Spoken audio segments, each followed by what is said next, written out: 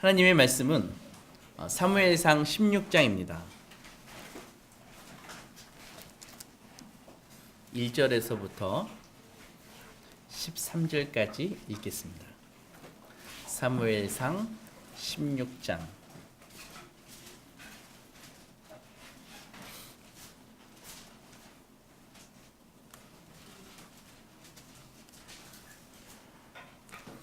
같이 읽겠습니다. 시작.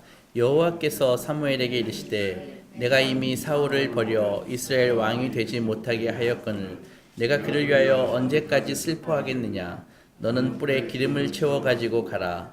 내가 너를 베들레헴 사람 이새에게로 보내리니 이는 내가 그의 아들 중에서 한 왕을 보았느니라 하시는지라. 사무엘이 이르되 내가 어찌 갈 수 있으리이까. 사울이 들으면 나를 죽이리이다 하니 여호와께서 이르시되 너는 암송아지를 끌고 가서 말하기를 내가 여호와께 제사를 드리러 왔다 하고 이새를 제사에 청하라. 내가 내게 행할 일을 가르치리니 내가 내게 알게 하는 자에게 나를 위하여 기름을 부을지니라. 사무엘이 여호와의 말씀대로 행하여 베들레헴의 이름에 성읍 장로들이 떨며 그를 영접하여 이르되 평강을 위하여 오시나이까. 그의 이래 평강을 위함이니라. 내가 여호와께 제사하러 왔으니 스스로 성결하게 와고 하서 나와 함께 제사하자 하고 이새와 그의 아들들을 성결하게 하고 제사에 청하니라. 그들이 오매 사무엘이 엘리압을 보고 마음에 이르기를 여호와의 기름 부으실 자가 과연 주님 앞에 있도다 하였더니 여호와께서 사무엘에게 이르시되 그의 용모와 키를 보지 말라. 내가 이미 그를 버렸노라. 내가 보는 것은 사람과 같지 아니하니 사람은 외모를 보느냐 여호와는 중심을 보느니라 하시더라. 이새가 아비나답을 불러 사무엘 앞을 지나가게 하매 사무엘이 이르되 이도 여호와께서 택하지 아니하셨느니라 하니 이새가 산마로 지나가게 하매 사무엘이 이르되 이도 여호와께서 택하지 아니하셨느니라 하니라. 이새가 그의 아들 7을 다 사무엘 앞으로 지나가게 하나 사무엘이 이새에게 이르되 여호와께서 이들을 택하지 아니하셨느니라 하고 또 사무엘이 이새에게 이르되 내 아들들이 다 여기 있느냐. 이새가 이르되 아직 막내가 남았는데 그는 양을 지키나이다. 사무엘이 이새에게 이르되 사람을 보내어 그를 데려오라. 그가 여기 오기까지는 우리가 식사 자리에 앉지 아니하겠노라. 이에 사람을 보내어 그를 데려오매 그의 빛이 붉고 눈이 빼어나고 얼굴이 아름답더라. 여호와께서 이르시되 이가 그니 일어나 기름을 부으라 하시는지라. 사무엘이 기름 뿔병을 가져다가 그의 형제 중에서 그에게 부었더니 이날 이후로 다윗이 여호와의 영에게 크게 감동되니라. 사무엘이 떠나서 라마로 가니라. 아멘.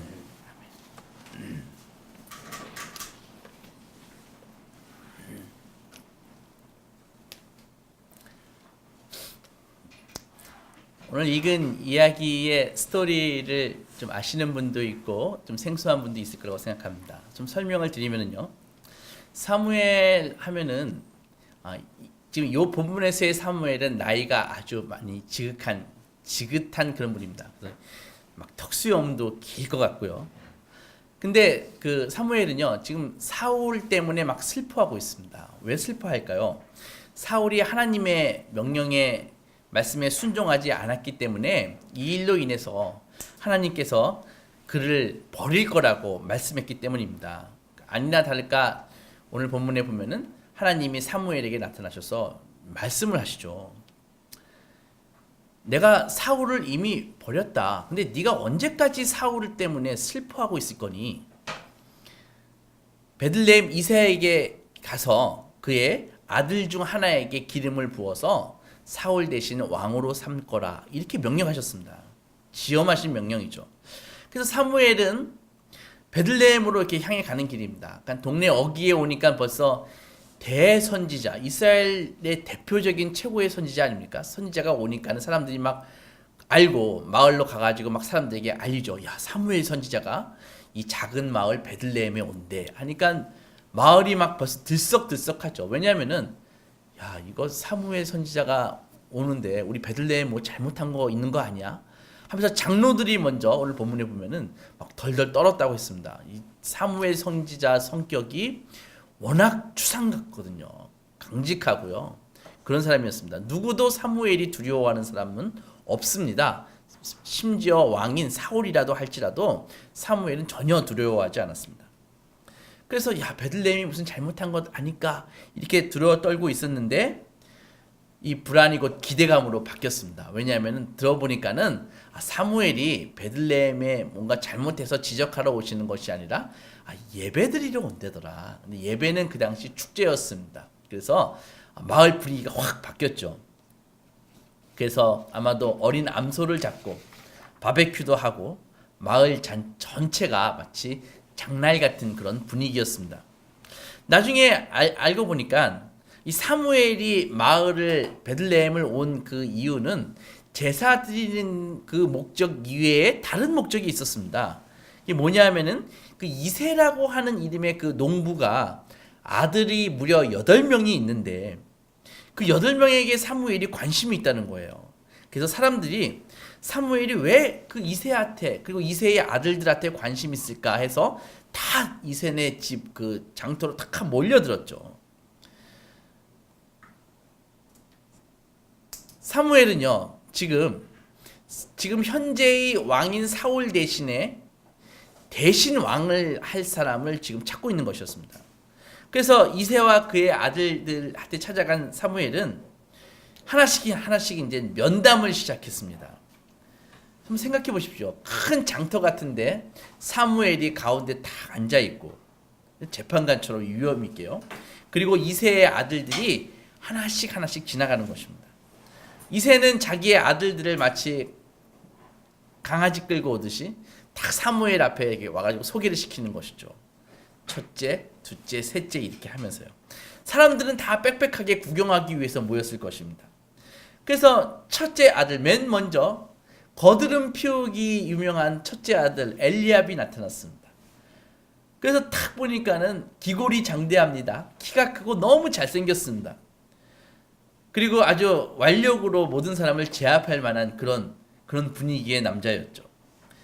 사람들은요, 엘리압을 딱 보고서 위압감을 느꼈을 것입니다. 야, 분명히 쟤는 인물이다.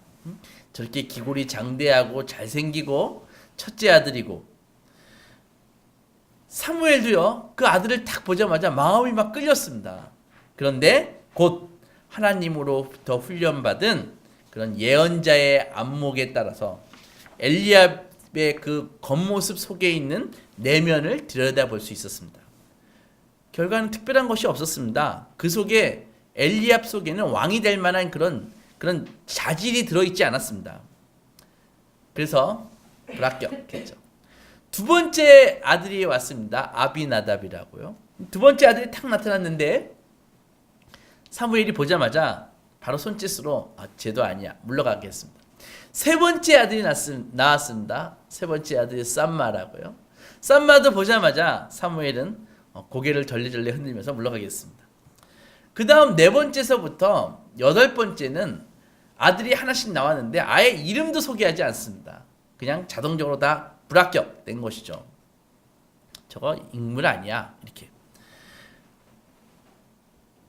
한 사람 불합격될 때마다 이세 마음이 어떻겠습니까?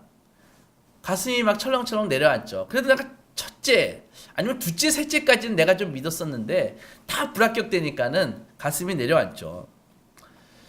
사람들도 마찬가지입니다. 처음에 좀 분위기가 괜찮아서 딱 구경하러 왔었는데 이건 뭐 첫째 아들서부터 불합격 하더니 나중에 뭐 일곱째까지 다 불합격되니까는 아예 김이 새버렸습니다. 결국 아무것도 아니었죠.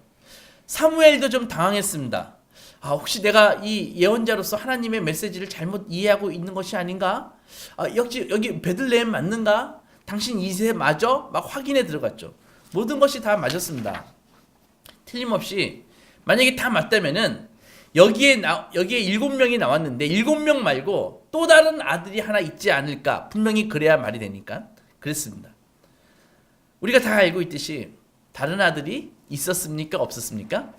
있었습니다.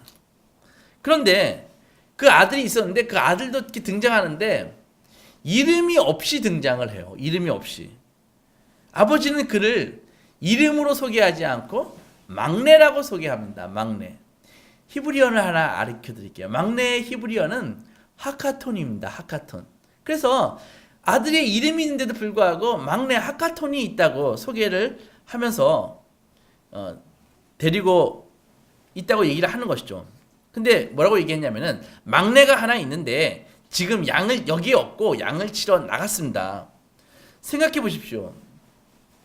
여러분들은 이 중에 막내가 있을 수도 있는데 이렇게 자식이 많은 집의 막내는요, 사실 잠깐 이쁨 받을 수는 있는데 대우받기는 어렵습니다.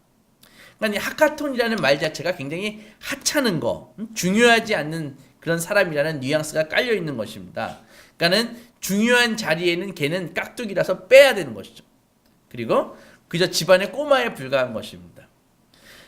그와 아버지와 그 형제들이 그 하카톤 막내를 얕본다는 것은 그가 무슨 일을 하고 있는지 보면 압니다. 양치는 일을 했거든요. 농경사회에서 양을 이렇게 보는 일은 사실 별로 힘이 들지 않는 일입니다. 요즘 말하면은 어떤 일에 비유할까요? 택배 관리실 가서 택배를 찾아온다든지 아니면 슈퍼 가가지고 과자 같은 거 사오는 일 정도 하는 게 바로 양치는 일 정도 수준인 것입니다.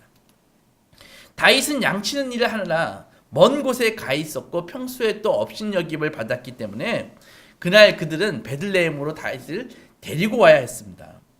그런데 결국은 누가 선택됐습니까? 다윗이 선택되었죠. 그리고 기름 부음을 받았습니다. 다윗이 선택된 것은 사람의 안목에 의해서 선택된 것이 아닙니다. 그의 아버지도 그의 형제들도 아예 다윗은 생각도 안 했습니다. 심지어 사무엘도 엘리압을 보고 마음이 잠깐 흔들렸지 또 다른 아들이 있을 거라는 것은 7명이 지나갈 때까지 알지 못했었습니다. 결국 누구에 의해 선택되었습니까? 하나님의 안목에 의해서 선택된 것입니다. 그는 그렇게 선택되고요. 하나님의 영광을 위해 살도록 하나님께서는 사무엘을 통해서 다윗에게 기름을 부었습니다. 흔하게 일어났듯이 사람들이 기대와 실제가 너무 다르잖아요. 그러면 어떤 일이 벌어지냐고 하면은 아예 기억을 하지 못합니다. 사람들이요. 그러니까는 그날 베들레헴 사람들 중에 다윗이 기름 부음을 받는 것을 주목해서 본 사람은 없다는 것이죠. 그냥 나중에 보면 어떤 식으로 이런 일이 기억이 되냐 하면은 사무엘이 우리 마을에 왔고 이새네 집에 왔는데 이새에 많은 아들이 있었고 다 불합격 빠졌더라. 그리고 막내가 나중에 걔는 항상 그렇듯이 나중에 왔었다. 이 정도만 기억할 뿐입니다. 그리고 시간 지나면 아예 그것도 기억하지 않죠.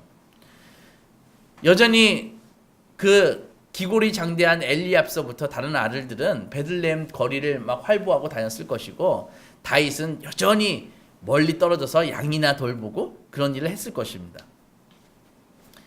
성경에 가장 많이 이름이 언급되는 사람이 누구입니까? 다윗입니다. 무려 구약에서는 600번이나 그의 이름이 나옵니다. 그리고 신약에서는 무려 60번이나 나옵니다. 그런데 그렇게 앞으로 장차 어마어마하게 될 인물이 시작이 어떻다는 것을 알고 있습니까?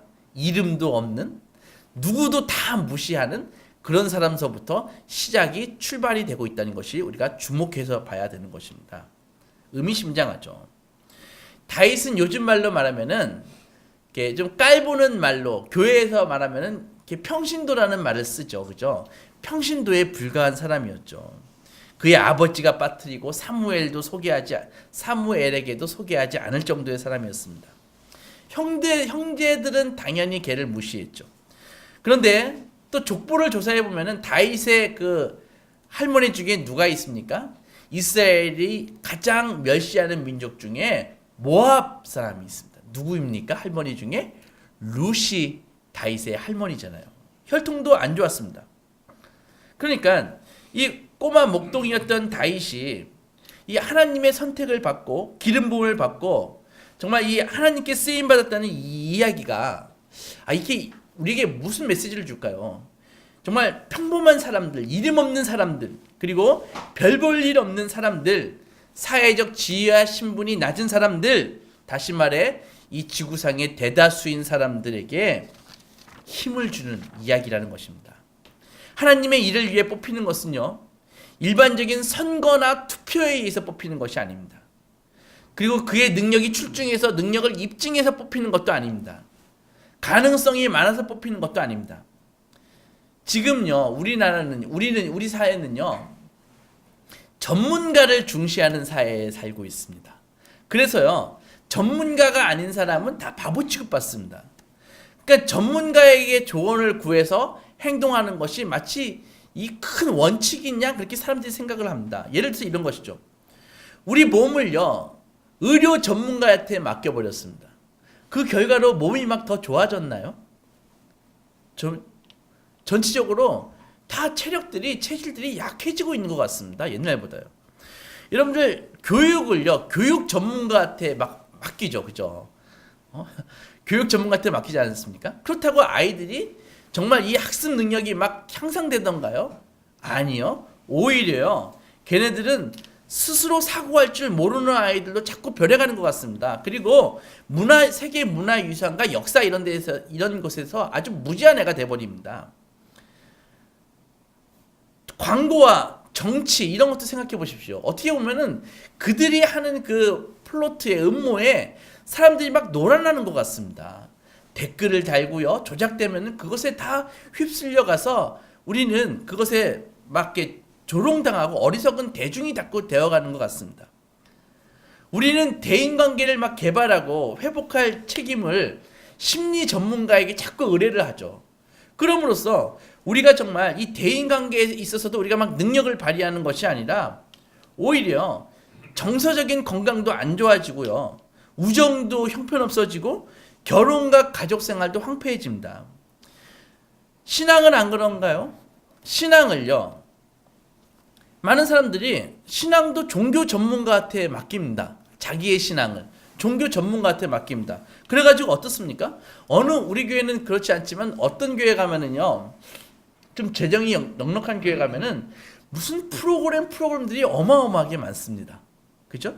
그리고 막 그런 종교 상품을 막 구매하는 사람이 되어버리고 막상 자신들은요, 과거 때보다 정말 많은 그 종교적인 그런 메시지가 막 폭포처럼 쏟아지지만은 직접 성도가 하나님을 만나고 하나님을 경험하는 일은 아주 드물게 된 것입니다. 어릴 적부터 이렇게 전문가에게 의존하도록 훈련받아온 일반 평신도들은요, 여전히 믿음과 기도와 원수사랑과 낯선 일을 대접하는 것에서 무능력하고 무기력합니다. 예전보다도요. 믿음으로 사는 인간에 대한 이 성경 중심의 이 이야기가, 오늘 이야기가 이 평신도인 다윗을 중심으로 삼고 있다는 것이 큰 메시지가 있습니다. 다윗은요, 제사장입니까? 제사장으로 임명받은 적이 없습니다. 흔한 말로 사역자가 다윗은 아닙니다. 그런데 그는 단순한 평신도 하카톤에 불과했습니다. 그러나 그가 평신도라서 오늘 성경 말씀에 그 다윗이 평신도이기 때문에 부적절한 사람이더라고 그렇게 쓴 것은 하나도 없습니다. 오히려 그 다윗의 그 영성을 통해서 어마어마하게 많은 사람들이 오늘날까지도 큰 감동을 받고 있지 않습니까? 다윗은요, 정말 내면에 그 약동하는 생동감이 있는 사람입니다. 아주 용기 있고요, 창조적이고 예술적으로 하나님을 사랑하는 사람이었죠.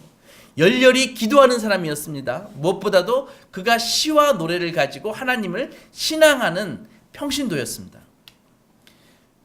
만인 제사장주의라는 말을 들어본 적이 있습니까? 루터가 얘기했었죠. 모든 사람이 제사장이 될 수 있다. 그런데 그 만인 제사장의 표본이 되는 사람이 바로 다윗인 것입니다. 원래 루터가 종교개혁 때 열심히 주창했지만 루터가 만들어낸 개념은 아닙니다. 교회에 다양한 직분이 있죠. 목사님도 있고 집사님도 있고 카톨릭 같으면 사제도 있고 신부도 있고 교황도 있습니다. 그런데 그 모든 직분 중에서 제일 중요한 직분은 바로 평신도라는 것이죠. 다른 모든 직분들은요,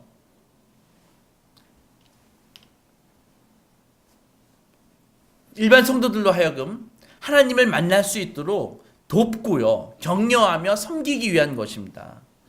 종들을 따로 세운 목적은 교회가 무기력하고 무미건조해지지 않도록 돕는 일을 하라고 세운 것이죠. 이스라엘 백성이 생각해 보십시오. 이집트에서 아주 비참한 생활을 했지 않습니까?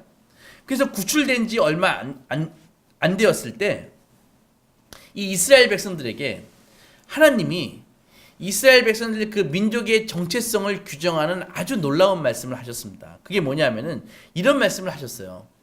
광야에 있는 이스라엘 백성들에게 너희의 나라는 나를 섬기는 제사장 나라가 되라. 이렇게 말씀하셨거든요. 그리고 너희는 거룩한 백성이 될 것이다. 우리는 성경에 쓰여져 있으니까는 이 말의 그 당시의 의미를 알기 어렵습니다. 그런데 이 말을 들은 이스라엘 백성들은 어떤 생각을 했었냐 하면은 세상에 저렇게 황당한 말씀을 하시나. 우리 보고 제사장 나라가 되라고, 우리 보고 제사장이 되라고 이렇게 생각했다는 것입니다. 왜 그랬냐 하면은 이스라엘 백성들이 생각하고 있는 제사장은 이런 사람들이었습니다.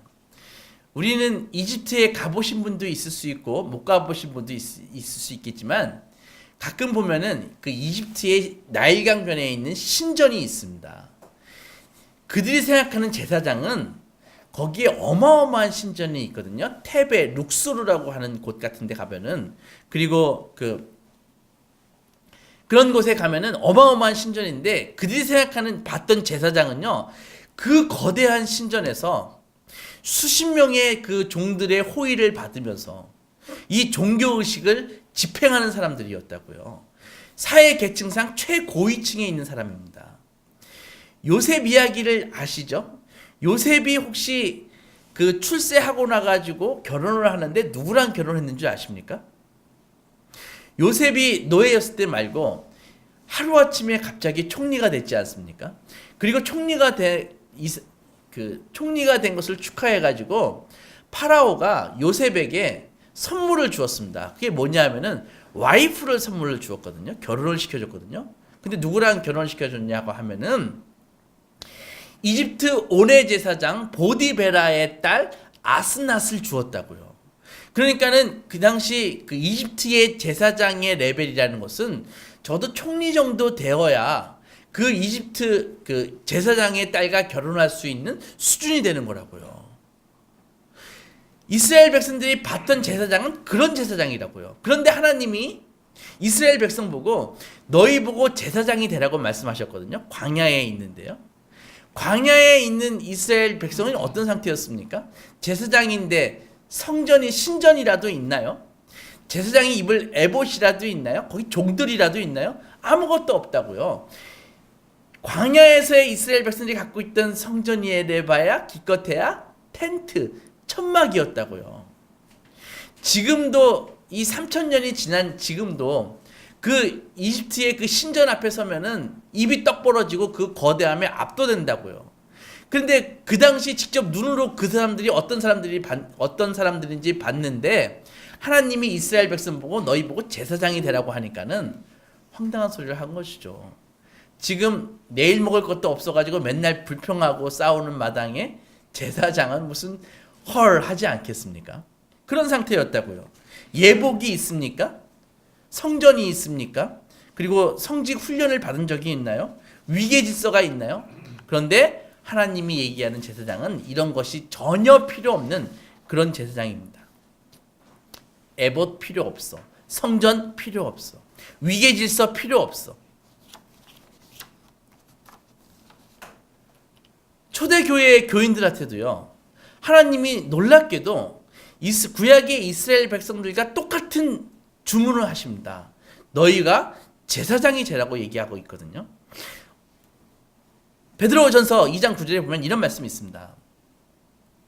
너희는 택하신 족속이요 왕 같은 제사장이요 그의 소유된 백성이다. 거룩한 나라가 될 것이다. 이렇게 말씀하셨거든요.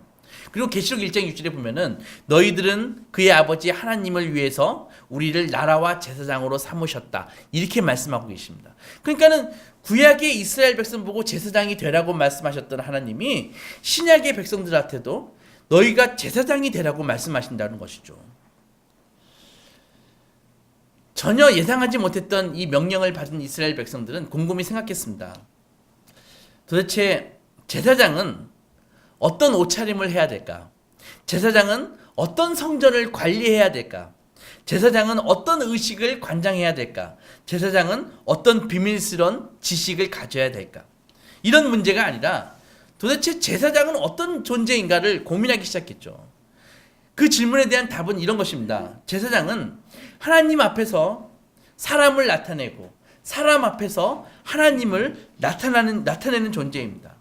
그러니까 제사장이라는 것은 하나님과 인간의 관계를 귀로 듣고 눈으로 보게 만들어주는 존재입니다. 하나님이 인간과 관계를 갖고 계시는데 그 제사장이라는 게 그 관계를 말과 행동으로 드러내는 사람이라는 것입니다. 그래서 유태인들은요, 서로가 서로에 대해서 제사장 역할을 하는 공동체가 되었습니다.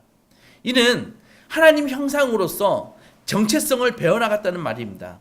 그러므로 정체성이라는 것은요, 그냥 생기는 것이 아니라 힘써 배워야 생기는 것입니다. 여러분, 신앙은요, 절대로 어느 한순간에 정말 번쩍해가지고 생기는 것이 아닙니다. 로마서 10장 17절에 보면 이렇게 나와 있지 않습니까? 믿음이 어디서 나온다고요? 들음에서 난다고 말씀하고 있습니다. 그래서 들음은 그리스도의 말씀으로 말미암는다고 얘기하고 있지 않습니까? 그러니까 각자가 하나님의 말씀에 치열하게 귀 기울이고 그분의 은혜를 받으면서 계명에 순종하고 약속을 받으며 살아가는 이런 엄정한 신앙생활을 통해서 믿음이 생기는 것이지, 그렇지 않으면은 제사장직을 감당할 수 없다는 것입니다. 이집트를 빠져나와서 홍해를 건너온 그들은요, 분명히 보았습니다. 하나님이 살아계심을 보았고, 그리고 하나님의 역사를 보았습니다. 그게 제사장의 바로 조건이었던 것입니다. 그게 제사장의 자격이었던 것입니다. 제사장은 거대한 성정을 갖고 있는 것이 제사장의 자격이 아니었습니다. 제사장은 멋진 제사장 에봇을 입고 있는 것이 제사장의 자격이 아니었습니다. 제사장은 많은 종을 거느리고 있는 것이 제사장의 자격이 아니라 바로 하나님을 체험한 것이 제사장의 자격이라는 것이죠. 하나님을 경험한 것이 제사장의 자격이라는 것입니다. 우리는 우리를 구원하시는 하나님을 너무 쉽게 잊어버립니다. 그리고 우리와 함께 하시는 하나님에게서 자꾸 도망가려고 합니다.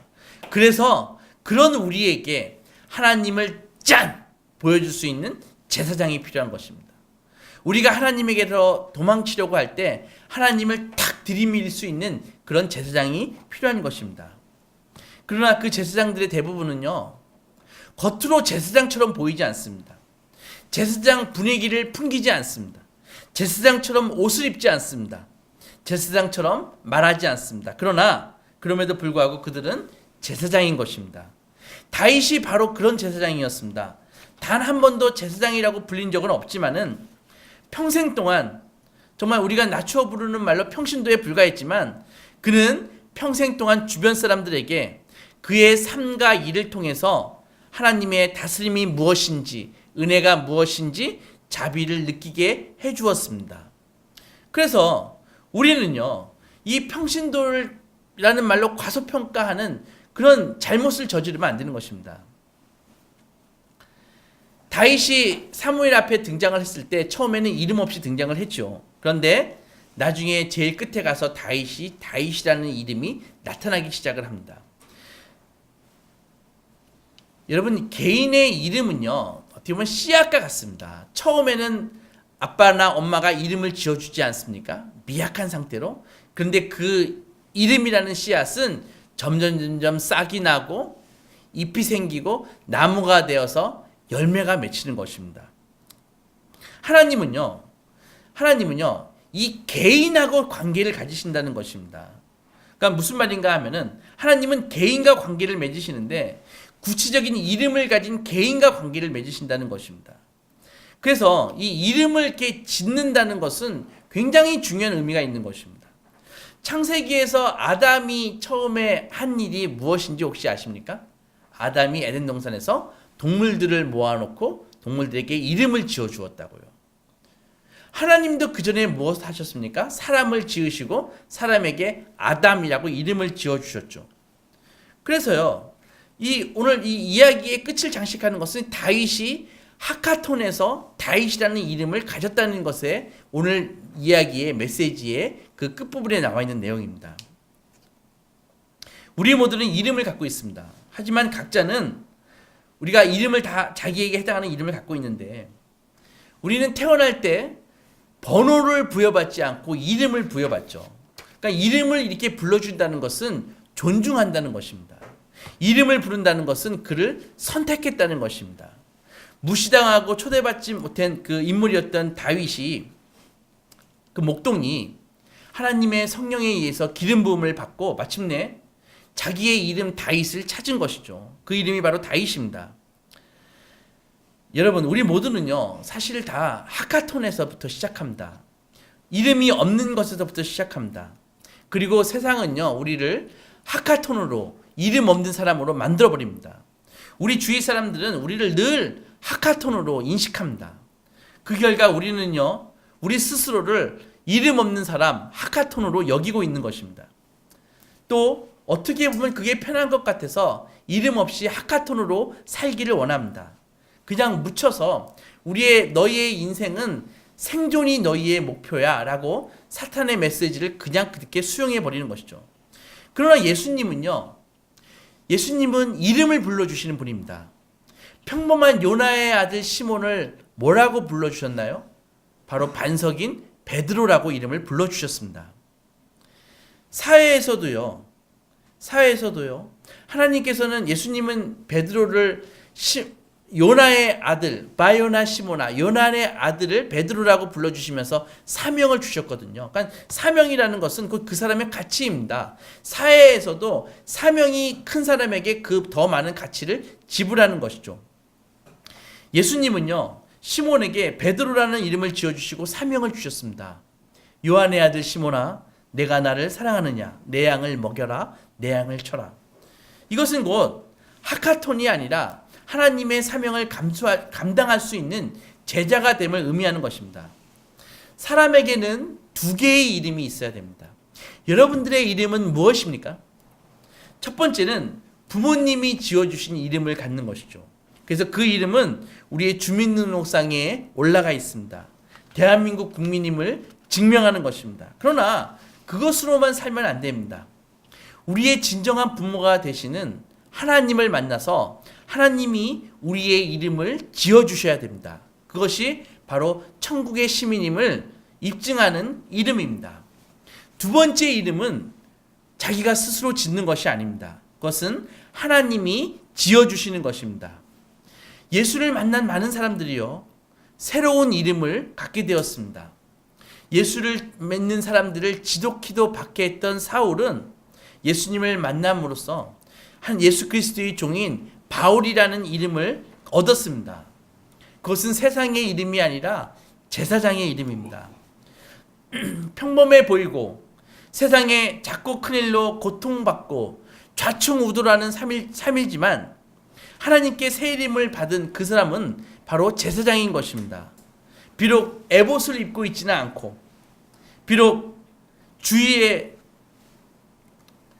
크고 작은 일로 날마다 고통받고 있는 삶이지만 그는요, 주위의 사람들을 하나님께로 중보하는 제사장인 것입니다. 가족과 이웃의 신앙 없음을 정말 마음 아파하고 그들의 영혼을 위해서 눈물 흘려 기도하는 그런 가정의 제사장입니다. 어떻게든 그들에게 하나님의 말씀을 들을 기회를 주려고 노력하는 말씀을 맡은 제사장입니다. 언젠가는 나의 가족을, 나의 친구를 하나님께로 인도하고자 하는 가족의 제사장입니다. 친구의 제사장입니다. 우리는 결정해야 됩니다. 여러분들 홀몸 하나, 자기 가정 하나 먹고 살기 위해서 다람쥐 쳇바퀴 돌아가듯이 돈이나 좀 벌어볼까 하고 사는 그런 하카톤으로 살 것인지, 아니면은 하나님이 나에게 붙여준 그 제사장이라는 이름을 부여잡고 하나님의 위대한 동역자로 살 것인지 결정해야 되는 것입니다. 새해 하나님이 여러분들에게 새로운 이름을 주실 것입니다. 어떻게 반응하시겠습니까? 여전히 육신의 게으름과 타성에 젖어서 자기의 이름을 하카톤으로 생각하고 하카톤으로 불려질 때만 반응할 것입니까? 아니면 다윗처럼 하카톤을 벗어버리고 하나님이 지어주신 자신의 이름 다윗을 찾을 것입니까? 사랑하는 성도 여러분, 예수님이 예수님 되시기 전에 아주 먼 옛날 세상이 창조되기 전에 하나님은 예수님을 부르셨습니다. 그리고 제안하셨습니다. 사랑하는 아들아, 너 예수가 되어 주겠니? 구원자가, 나의 백성의 구원자가 되어 줄 수 있겠니? 예수님은 그 말의 의미를 알았습니다. 예수님은 구원자가 되시기 위해서 치루어야 할 대가가 무엇인지 정확히 아셨습니다. 그것은 인간의 육신을 입는 고통과 고난의 삶, 그리고 마지막에는 십자가에서 처절하게 살해당해야 하는 그런 고통이었습니다. 그 말씀에 예수께서는 순종하셨습니다. 그리고 죽기까지 복종하셨습니다. 그런 예수님에게 하나님은 모든 이름 위에 뛰어난 이름을 주셨고요. 하늘에 있는 것들과 땅에 있는 것들과 땅 아래에 있는 것들로 모든 무릎을 예수의 이름 앞에 꿇게 하셨습니다. 신앙은 하나님의 부르심에 응답하는 것입니다. 여러분들은 스스로 어떻게 생각하십니까? 스스로 하카톤이라 생각하고 하카톤처럼 행동하고 살아왔습니까? 그러나 하나님은 하카톤을 다윗으로 부르시는 분이십니다. 2019년도 새해가 이제 우리를 기다리고 있습니다. 하카톤의 길이 아니라 다윗의 길을 가십시오. 거기에 어마어마한 하나님의 축복과 은혜가 기다리고 있습니다. 이 은혜 놓치지 않는 소망의 자녀들이 되시기 주의 이름으로 축원합니다. 기도하겠습니다.